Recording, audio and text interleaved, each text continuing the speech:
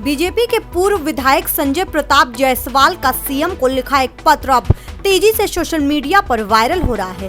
पूर्व विधायक ने जिले के डीएम की शिकायत मुख्यमंत्री योगी से की, जिसके बाद से माना जा रहा है कि बस्ती में जिलाधिकारी का तबादला हुआ है। फिलहाल मुख्यमंत्री कार्यालय से जारी लिस्ट में बस्ती समेत मुरादाबाद, कासगंज जैसे और भी जिलों के जिलाधिकारी के नाम सूची में शामिल हैं। कल चली तबादला एक्सप्रेस में बस्ती के जिलाधिकारी अंद्रा वामसी का तबादला हो गया। नए जिलाधिकारी के रूप में रवीश गुप्ता की तैनाती जिले में की गई और जल्द ही वो जिले का चार्ज संभालते नजर आएंगे। जिले में डीएम के तबादले के बाद ही पूर्व बीजेपी विधायक का लेटर सोशल मीडिया पर वायरल होने लगा, जिसमें उन्होंने सीएम योगी से बस्ती जिलाधिकारी अंद्रा वामसी की शिकायत की थी। उन्होंने अपने शिकायती पत्र में लिखा कि जिलाधिकारी बस्ती के द्वारा अपने अधीनस्थ अधिकारियों, कर्मचारियों और आम जनमानस से अमर्यादित भाषा शैली का प्रयोग किया जाता है।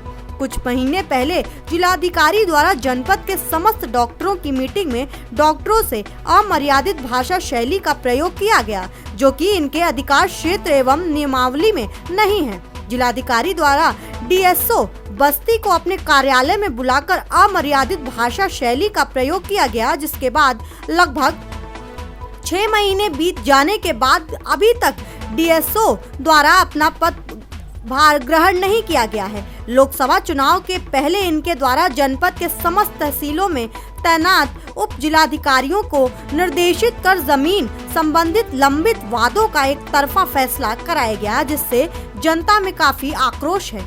उनके द्वारा जनपद में विभिन्न विभागों से अवैध रूप से वसूली कराई जा रही है। देखिए, लगातार ऐसी शिकायतें आ रही थी कि लोगों के साथ उत्पीड़न विभागीय बहुत हो रहे थे, चाहे तहसील स्तर के हों, जिले स्तर पे हो, विभाग स्तर के हों, ब्लॉक स्तर के हों। और चूँकि जब यहाँ जिलाधिकारी हैं तो उनका दायित्व है कि इन सब चीज़ों पे नियंत्रण होना चाहिए। लगातार इन शिकायतों के निस्तारण के संदर्भ में पत्र व्यवहार और सूचना के माध्यम से कोशिश की गई, लेकिन सफलता नहीं हुई। तो मुझे लगता है कि समय आ गया था कि जब माननीय मुख्यमंत्री जी और उनके कार्यालय को अवगत कराया गया कि इस तरीके की परेशानी से बस्ती जनपद में माहौल ख़राब हो रहा है। और जो मोदी योगी जी का सपना है कि भयभूत भ्रष्टाचार के खिलाफ उनकी लड़ाई में जनता ने उन्हें विश्वास करके सरकार में बैठने का मौका दिया, वो कहीं फलीभूत नहीं हो रहा। और ऐसे में ये ज़रूरी था कि यहाँ के लोगों की भावनाओं से माननीय मुख्यमंत्री उनके कार्यालय को अवगत कराया गया कि इस तरीके के वातावरण से बस्ती जनपद में कार्यकर्ताओं का और जनता का मनोबल गिर रहा है। और उसका जो भी था, हम लोगों ने पत्र के माध्यम से माननीय मुख्यमंत्री के कार्यालय में उन्हें अवगत कराया कि इस तरीके की दिक्कतों का निस्तारण होना आवश्यक है। और मुझे लगता है कि जो निर्णय हुआ है वो जनहित में और पार्टी हित में, सरकार हित में हुआ है।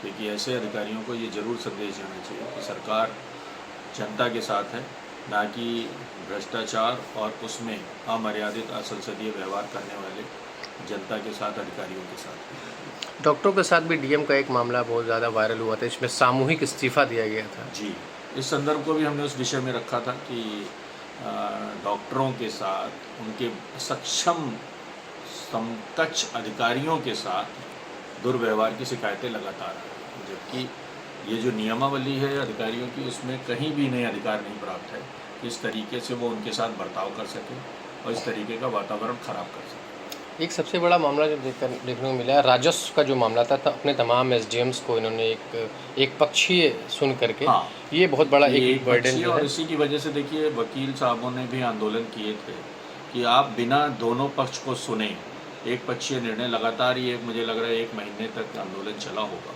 और उससे भी कोई फ़र्क दिखाई नहीं पड़ा। तो अब जनमानस अगर न्यायालय में गया है और न्यायालय एक पक्षीय निर्णय कर दे, तो न्यायालय का जो मतलब है वो अधूरा रह जाता है। ऐसे में क्या लगता है कि जो जिलाधिकारी वो कहीं ना कहीं अपना गुडवर्क शासन में दिखाने की कोशिश करे, हालांकि ग्राउंड पे अगर देखा जाए तो ज़ीरो था मामला। देखिए, विषय वो ऊपर क्या दिखाना चाहते हैं और जनप्रतिनिधि जनता से जुड़ा हुआ है, वो जनता की समस्याओं को समझ के उसके निस्तारण पे काम करेगा। अगर गुडवर्क और गुडविल की बात है तो मुझे नहीं लगता कि सरकार के आंकड़ों में चाहे जो भी हो, लेकिन ज़मीनी आंकड़ों में जनता और कार्यकर्ता और साधारण से साधारण आदमी जिस तरीके से पीड़ित था, अब आप अंदाज़ा लगाइए कि तहसीलों में 1000 वसूले जाते हैं और नहीं तो उन्हें कहा जाता है कि आपको जेल भेज दिया जाए। जेल भेज भी दिया जाता है, फिर उन्हें 2-3 दिन बाद छोड़ा जाता है जब उनका समझौता हो जाता है। इस संदर्भ में माननीय मुख्यमंत्री जी को मैंने अवगत कराया। उसके अलावा जो खनन का है कि दलाल पाल रखे गए हैं तहसीलों में,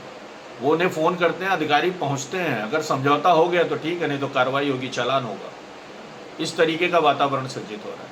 हमें अपने ही खेत से मिट्टी निकाल के अपनी ज़मीन पे काम करना है। सरकार ने ऐप बना रखा है कि इन्हें जल्दी से परमिशन मिल जाएगी।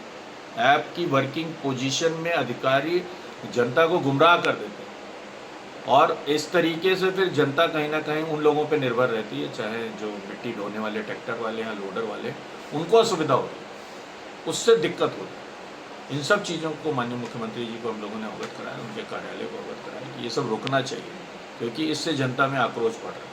और मुझे लगता है कि समय है हम संभलें और जो हमने जनता से वादा किया था कि भय भूख भ्रष्टाचार के खिलाफ लड़ाई जारी रहेगी, वो विश्वास देना हमारा काम है। हम जब तक उसमें कामयाब नहीं होंगे, जनता का आक्रोश लगातार बढ़ रहा है।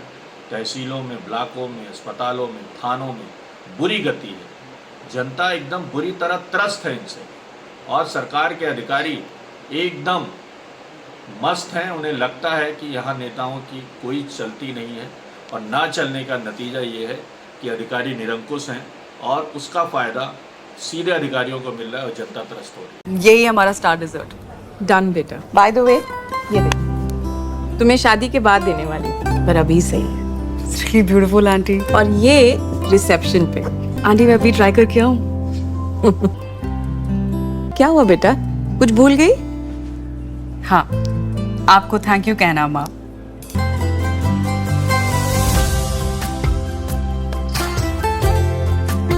एशप्रा, जश्न सच्चाई का।